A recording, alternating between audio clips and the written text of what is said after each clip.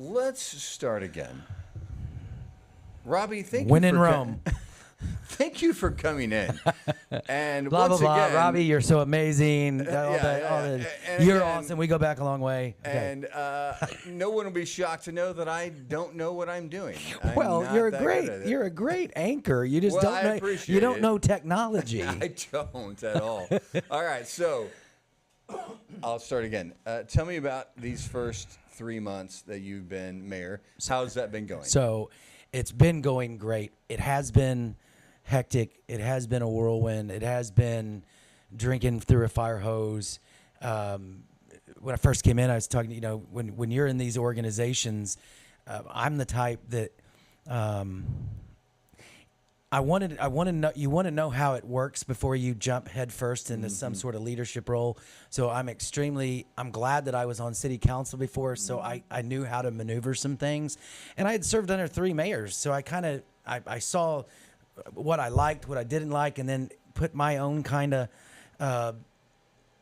vibe or spin on those things. I like to laugh. I like to have, so we communicate a lot. We're going to have fun. It's not easy work, but let's enjoy it. Some of it's been trying. The flooding, Yeah, I can imagine. I'll get to that in a minute. But what would you say has been your most, what's been the most challenging thing? What's the thing that you didn't see coming and, that's kind of been more challenging than you figured? That's an open-ended question, I know. Yeah, but I know. So I would say there are two pieces. One is obviously the floods. When you can't control God's will. One, two. On the weekends in downtown Cape, wanting to. It's hard to control what you can't control. And so some of the crime things that are just those are hard to stomach sometimes. Some of the things that happen in your community and hearing about it and knowing about it, and you're like, I want to fix it, and you can't fix all of it all the time, and so you feel helpless. And so on that same note, what have you experienced that as mayor before you came in, you maybe didn't kind of know how to handle it, and now talking about some of these challenges, what do you got now? What are you going to do to fix some of those challenges? One thing that I talk about is building a good relationship and coming out of that campaign, which was tough. I've spent a lot of time building relationship with our chief of police. I really pushed crime and crime prevention and public safety, and so building a good relationship with him and honestly, whenever I'm like, Chief Glick, just help me. Like, what can we do? What do we need to do? But I know that this here isn't working, but what can we do? And explain it to me. And so literally getting down on that eye-to-eye level and trying to build a good relationship to see where we can do something different. And also with the city manager, it's the same. I mean, the city council has one employee, which is the city manager. And so having those discussions with him about, can we go this route? No, you can't. Are you sure? It's kind of like, you want to bring new and innovative ideas to certain scenarios. And unfortunately, sometimes in government, you can't,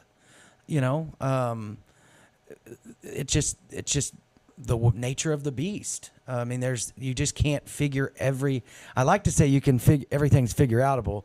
But what I found is sometimes it's just a no, So how challenging has it been with, the budget? And I know you came in with some challenges with the fire department and the police department. Yep. what have you figured out in the time you've been? I know that's That's a lot. I know it is, and there's not. I know that maybe you don't have time to have it all figured out. But is there anything that sticks out as far as those things go? I'm telling you, there's like 40 things going through my head right now. About that, one, our consumer spending is down across the United States right now. When gas prices hiked up, it's impacting inflate. We're coming off of inflation being high. Our city budget, I mean, to put it into perspective, we hope to give our employees a 3% raise each year, hopefully, and sometimes even more. This year, our sales tax, which is our number one, our biggest revenue, is only going to increase by 2.6%, which is right in line with inflation. So basically, you're just calling it flat because there is no real increase. That's a struggle. Staff was ahead of that struggle in saying, if we're going to be able to give our employees a raise, we have to look for efficiencies and find out where we have where we can cut some redundancies out. Where can we streamline some things? Where can we, recapture? We recapturing is, should we charge for X? Can we charge for X? Will the market allow us to charge for fill in the blank? Staff found $300,000 in efficiencies this spring so that we could fall within being able to give a 3% raise to our employees. So the budget is a challenge. It's always going to be a challenge, but you have to trust the people that you have in those positions that they know how to address those challenges and will come out the other side hopefully successful. Mm-hmm. And I would say our budget department in that respect is hugely successful. That's one major, obstacle for us. I'm sorry to interrupt. No. What are some of those places that have you addressed those? I mean, can you tell people what are some of the places that you can cut and maybe you've identified some places that you figured out you can't cut? Yeah, I would say, and this is all coming from our finance department. There were some licensing and department, things that were happening and or not being charged for, or redundancy, and they were able to ration those back, make that department a little bit more efficient. The other stuff is just the normal. Hey, we don't need 72,000 paper clips. We only need 100. It's just some of that stuff like that. Some housekeeping. Just some housekeeping. Where can we be more efficient? Where can we save money? I mean, that's she calls it the Project Optimize, and it's looking for, and she's doing it across all departments. What can we do throughout the departments to be able to save money? She found $300,000. And I'm sorry, who is she? Oh, I'm sorry, I keep saying she. Lisa Mills, our finance director. It's not like I'm in there with my 16-bit calculator going through where we can save money, but Cape Girardeau is a financially conservative, designed, financially conservative organization. And so she is tasked with finding where can we save money, where can we, the police department is a prime example of finding that there were some scheduling ways that could save money in overtime. They instituted those, and it's been a good cost savings for that department. She's looked at recapturing in the Parks and Rec department. Hey, we need to charge. We don't need to break even on our water. We need to make a little bit of money because of operational costs. Just little things like that. What have you learned as mayor now that still sounds weird? Well, I think it works. But what have you learned? As a city councilman and now you're mayor that you didn't know before? What's something that sticks out that you were like, wow, that's not what I thought? I mean, I'm sure there's a lot, but You just can't call up your federal senator and say, "Hey, I need some money." That's just not a thing. Really? No, you don't just call them up and say, that was my joke was to some of the previous council members and friends. I said, I don't know how to do it. So I just got the phone up one day and I called Senator Schmidt's office and, hey, do you think I get $5 million for a real-time crime center? Oh, that's not how that works? Oh, okay. Oh, so answer's no then. Okay. The answer's no. I mean, and I knew there's a process, but I'll tell you what, going through, no, I don't think, I'll use the flooding as an example. When that happened, not knowing the process of how you approach your state and federal partners on getting FEMA dollars or state dollars to, we had $600,000 in our police cars go down because of that first flood in June. And so it's like, well, FEMA, can you help us? And so having to learn that process and knowing that it's got to get a declaration from the governor, and the threshold for any region is like $10 million. I mean, that was a lot of learning, and it was learning on the fly. I'll never forget that the night after the flood, I was on a four-way call with the city manager, Senator Jamie Berger, and Sam Herndon Jr., the emergency director for the county, being walked through what the process looks like.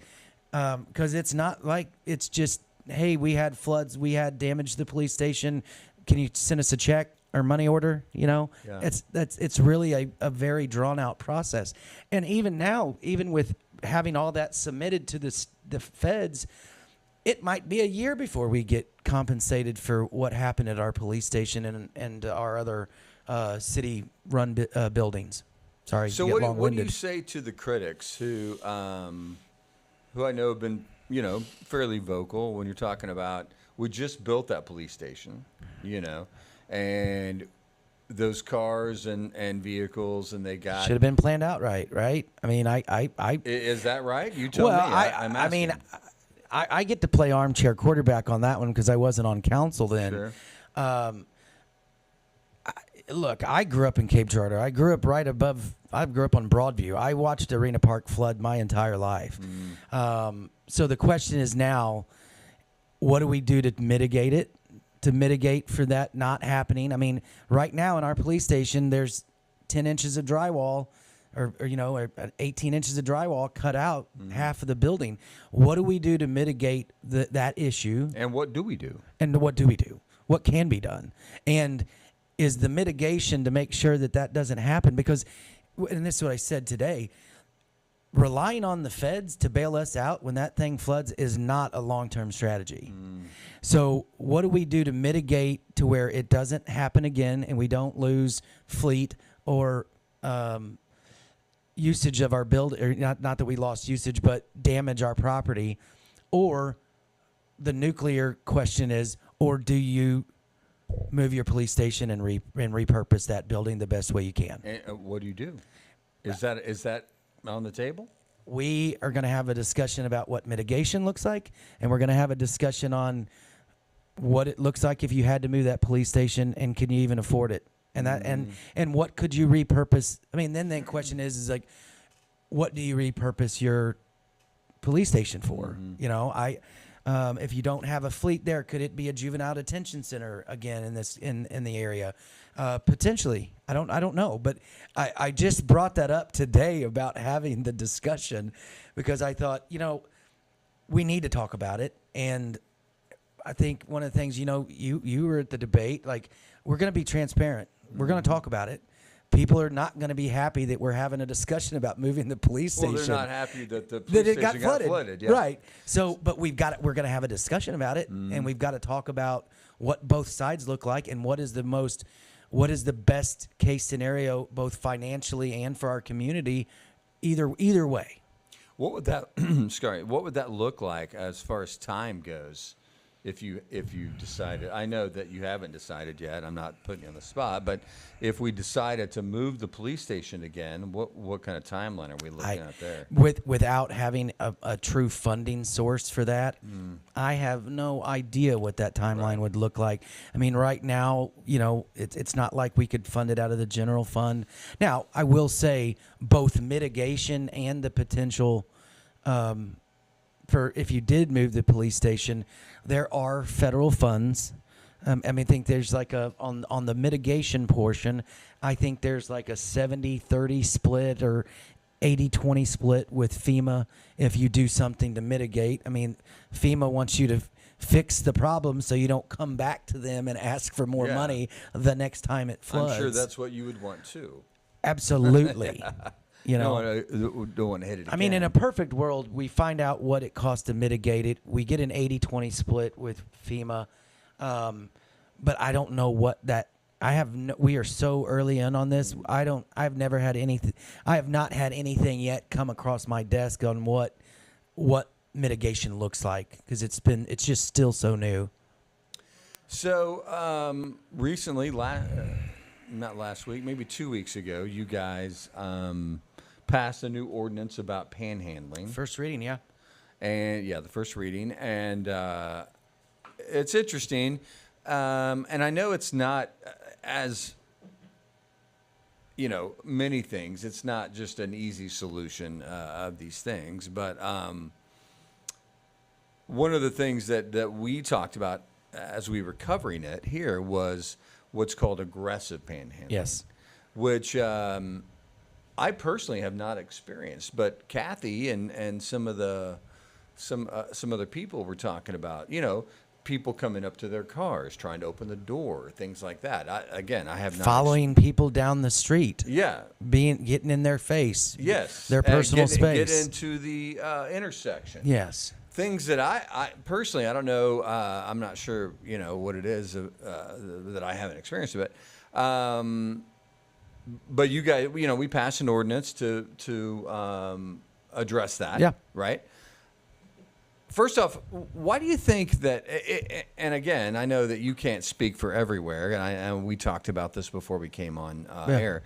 But when I go home to Oklahoma City, tons of panhandling. Yeah. When I'm in St. Louis, there's a ton of panhandling.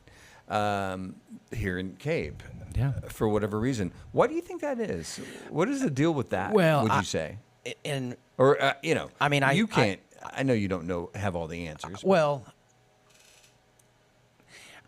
I do believe that mental health in the United States, and I've told you this, and mental health. We have a mental health epidemic in the country. Absolutely. I mean, if you talk to, and so I think that contributes to the panhandling issue.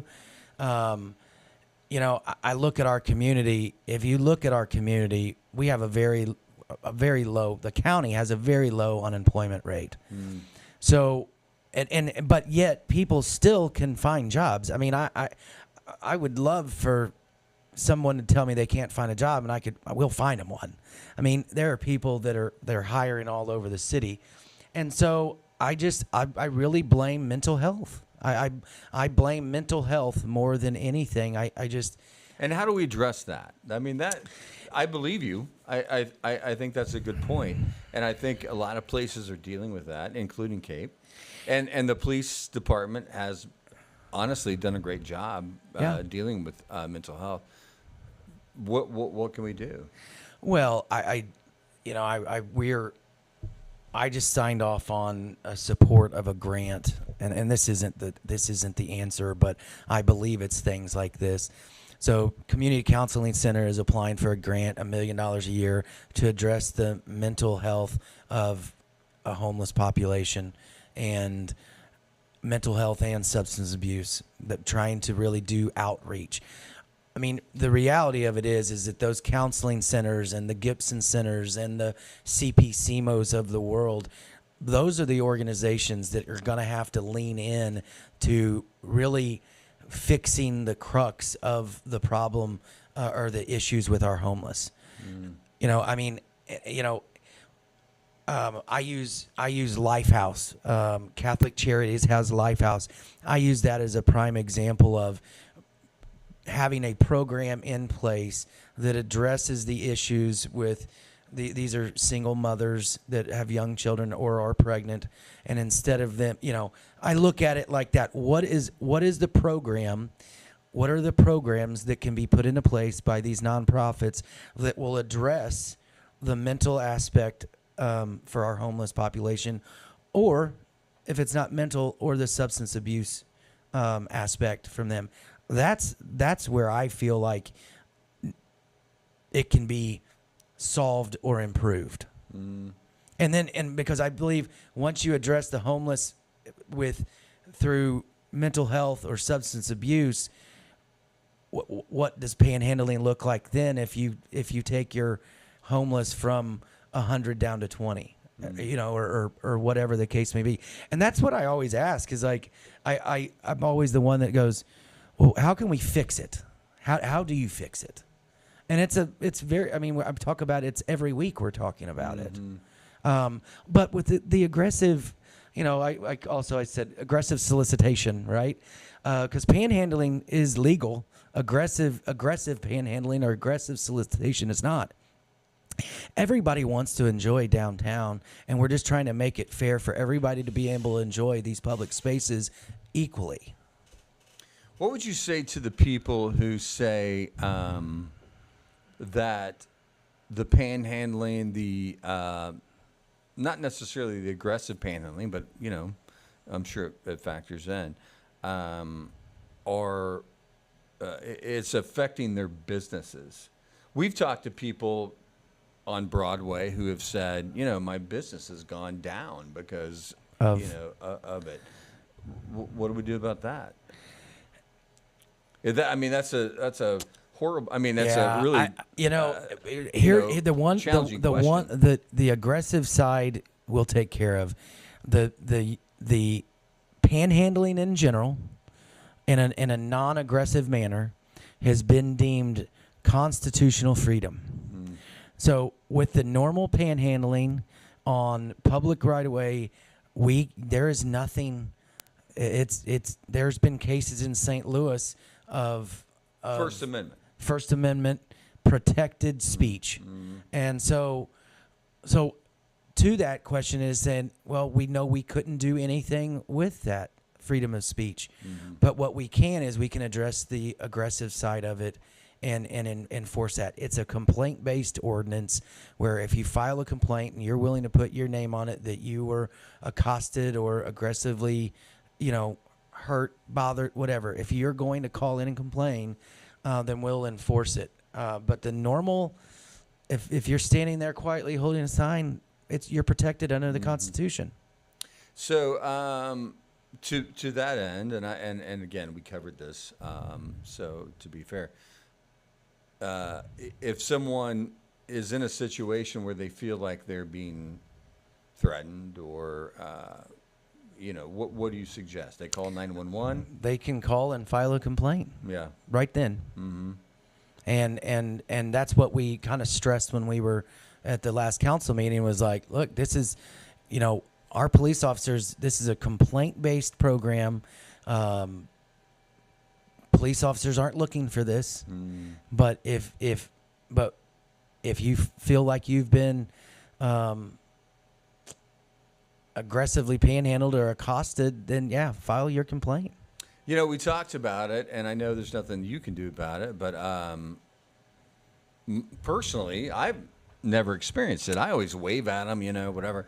But some of the ladies here in the newsroom, said that they had people come up to their door. Well, this ordinance got brought up to me by one of our council members. And I started reading about it, and I started talking to some people, and I've heard more. And since our public discussion about this, and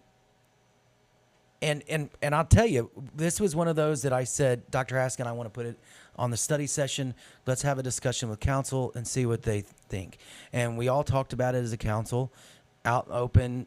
and directed staff, hey, we want to see what an ordinance looks like.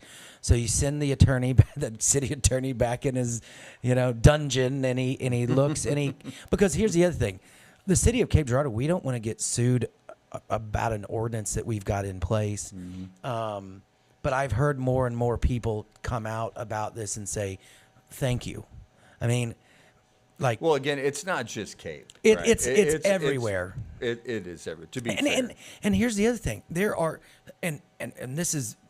there are some spots where people set up in Cape that really concern me about their safety. And like by Walmart and well, there's a place in particular by Walgreens and Independence, and it scares me to death that somebody is going to get hurt at that one spot with all the people going into Walgreens and out and there, and that concerns me. Yeah, I know what you're talking about. Yeah, I get it. It's not an easy solution. No. And I know I kind of put you on the spot with that one a little bit. It's all right. I'm used to it by now. So going forward, what are some of the challenges that you think that you're thinking about as we, you haven't been mayor super long, but I'm sure you've got a feel for things. What are some of the things that you're thinking, Challenges? Yeah, absolutely. All right. Well, I said it. I'm still, we're not where we need to be with our fire department. Yeah. We're just not. And what do we do about that? I when I first got elected, I talked to our city manager, I talked to Dr. Haskin, and I said, I really think you need to get the fire chief involved more in the negotiation and in that process, which he did. And so why do you think that's been such a challenge? I mean, if you had to explain it to people, I know that's not an easy answer, but because, and again, I've told you this before. My dad was a firefighter, so I'm trying to be fair on it. But why do you think that is such a challenge?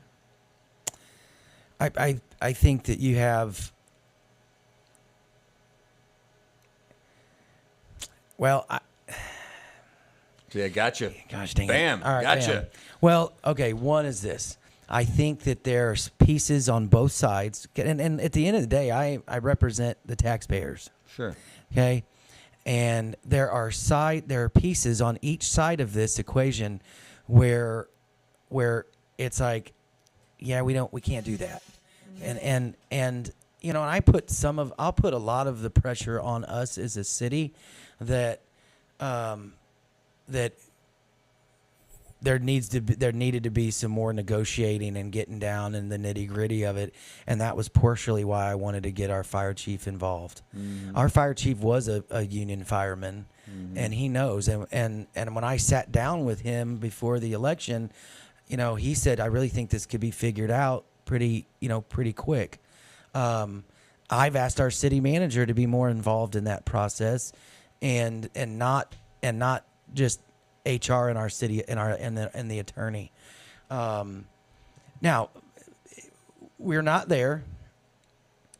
I hope that we can get there. I continue to press staff to say, hey, we need to find something fair and equitable for both sides. And whatever that looks like, because we don't want this. I mean, they filed a lawsuit. We're in a lawsuit over this, and we don't want that to be fought out in court. I will say, and I've told everybody, I'm optimistic because I felt like we've made some strides. I don't think we're as far off as we were 8 months ago. So there have been some strides. Dr. Haskin has made some concessions, and I know the union has made some concessions. And I got to be careful. I know there's a lawsuit, but I did the best I can with that answer. That was good. That was good. That was I it's appreciate a sticky that. situation, No, man. and I get that, and I appreciate you tackling it. So, what else? What else are we? As a city, what are we facing going forward? Would you say? Well, what are we going to do? So, what are we going to do to get more people to come to Cape Girardeau? We are. Obviously, we're reliant on sales tax. And if we're only hitting the inflation rate, it's going to be very difficult in the coming years. So what are we doing to get people to spend their money in Cape Girardeau? what are we doing on our tourism side? We hired Jeannie Muckerman, who did a heck of a job, her and her committee with the Riverfest. We've hired her First one in 20 years. Yeah. Yeah. And so we've now hired Jeannie to come on and sell basically everything Visit Cape, looking for new and innovative ways to get people to come and spend what dollars they have to spend in Cape Girardeau. We need people to shop here. We need people to eat here. We need people to stay the night here. How do we get more people to do that? And how do we? Well, it's through growing your population and having job growth. We will succeed in that by working with our existing businesses to help them expand, looking for ways for them to expand. SEMO Ready does a great job of what they call business retention visits, BRVs. We partner with the SEMO Ready for them to do that. But we've got to grow that population of 25 to 45, the workers, 55, and we've got to look and see what's out there from a tourism standpoint. And we've got a great relationship with the university on what does the Show Me Center look like in that fold? What does the River Campus look like in that fold? What does the football stadium look like that? And we were just talking with Dr. Hodson in the last week about those assets and what that looks like to help us with that sales tax problem. From your standpoint, is Cape still a draw? Are we still a place that people want to come visit? You know what I mean? I know you said part of it is to get people to come here, and that's a tough question. It's difficult for me being such a townie. Yeah. It's really hard for me to answer that. Now, do we have the things that I admire in places that I go see? Absolutely. I mean, you've got, you can go watch a semi-pro baseball game. You can go catch a football game. Those things that if I lived in the Boot Hill or St. Louis or Southern, we have a lot of things that draw people here. The casino, the downtown, downtown hotels. I mean, growing up, we didn't ever have a downtown hotel. We do now. We got two of them. So outside looking in or inside looking in, whatever you want to say, but I believe we do, but I do believe that it can be more robust. I do think that we should add some things that draw people to Cape. I mean, I had no idea until Commissioner Clint Tracy told me this today. The Nature Center brings in 30,000 people a year walk through those turnstiles. Interesting. And so what other? I mean, look at the I took my youngest to. We went to the Cape Splash. Look at the draw that brings. But what are some more of those things? Look at the Sportsplex. But what are some more of those things that we need to put in Cape Girardeau that will help to continue to do that? One thing that working with Clint Tracy on, there's a space museum in Bonterra that is would love to locate to Cape County. What are some of those things that we need to make Cape a bigger draw? The mall has been renovated. Everybody loves the new shops and things that are gone in there. We need to continue that momentum and have more of those things that are going to make Cape Girardeau a bigger draw. I got you. I'm sorry, we are running out of time. Dang it! I know.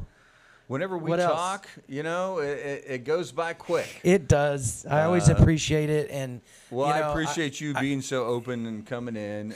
Mayor Guard is always kind of a open book when it comes to Well, right. What did the gentleman today said? Hey, I really appreciate you putting that out. He goes, we really don't have to worry about this mayor speaking, do we? I go, yeah. You got to tell me to shut up. So I appreciate it, though. Well, and from a broadcasting standpoint, it's great to have to tell you to shut up. Yeah.